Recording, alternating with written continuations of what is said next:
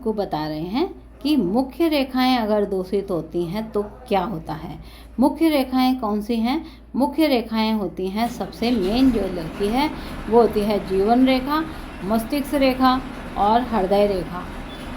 ये faith line जो होती है वह भी मुख्य रेखा कहलाती है, लेकिन ये मुख्य रेखा में नहीं आती। कई बार ये आती है, कई बार ये नहीं आती, इसलिए मुख्य रेखा में ये 3 ही रेखाएं आती हैं।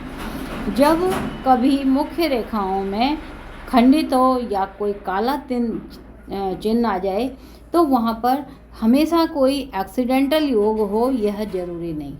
अब एक्सीडेंटल तो होगा, इसका मतलब आकस्मिक कोई घटना घटेगी। उस आकस्मिक घटना में आपके परिवार पर भी कष्ट आ सकता है, आपकी आयु पर भी कष्ट आ सकता है, आपके वैवाहिक जीवन पर भी आ सकता है, या कोई आर्थिक संकट भी आ सकता है। यह समझना बहुत ज़रूरी होता है। लाइनें, जैसा कि हम हमेशा बताते हैं, लाइनें हमेशा दोनों साइड चलती हैं, इधर से भी उधर से भी।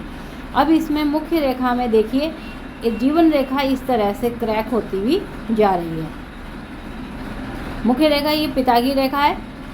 इसमें क्या हुआ है, यह जिनका हाथ है उनका विवाह खंडित हो गया। अब वो विवाह खंडित होने का कारण यह स्वयं थे, जबकि इन्हें हमको नहीं कहा। उन्हें हमेशा क्या होता है, विवाह के लिए दूसरे जने को ही गलती दी जाती है।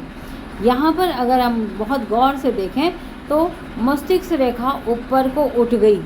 इसका मतलब कि यह व्यक्ति, ये रेखा जो है धन के प्रति आकर्षण बताती है।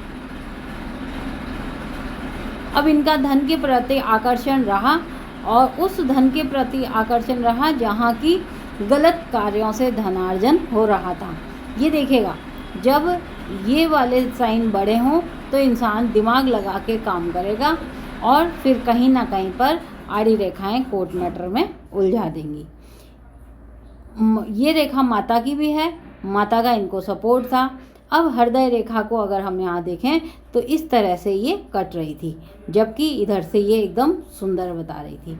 नीचे को साइन होने का मतलब है एक तरफा लगाव होना, ठीक है, इनका कोई ऐसा नहीं था। लेकिन यहाँ विवाह रेखा दूषित थी। जीवन रेखा जो मुख्य इनका परिवार था वहाँ से खराब हो रही थी, और इसके बाद ये हुआ कि इनकी माँ ने इनका सपोर्ट किया, लड़की को आखिर में अलग हटना पड़ा। तो उससे क्या हुआ कि यहाँ देखेगा ये प्रभाव रेखा 2। कई बार होता है कि प्रभाव रेखा में अगर वर्ग बन जाए तो विवाह टूटते टूटते बच जाता है, लेकिन एक ही साइन के साथ दूसरा साइन विपरीत आ जाए, ये अगर यूँ होता तो ये विवाह टूटते टूटते बच जाता। लेकिन यहाँ पर आकर के इनका विवाह टूट गया जब इनकी आयु 34 वर्ष है। अब इधर अगर हम विवाह रेखा को देखें तो यहाँ पर ये वैसे ही ऊंचाई पर दे रखा था, यहाँ पर काला धब्बा आ रहा था, यानी विवाह में हानि स्वाभाविक रूप से लिखी हुई थी, किसी भी तरह से नहीं बचाया जा सकता था।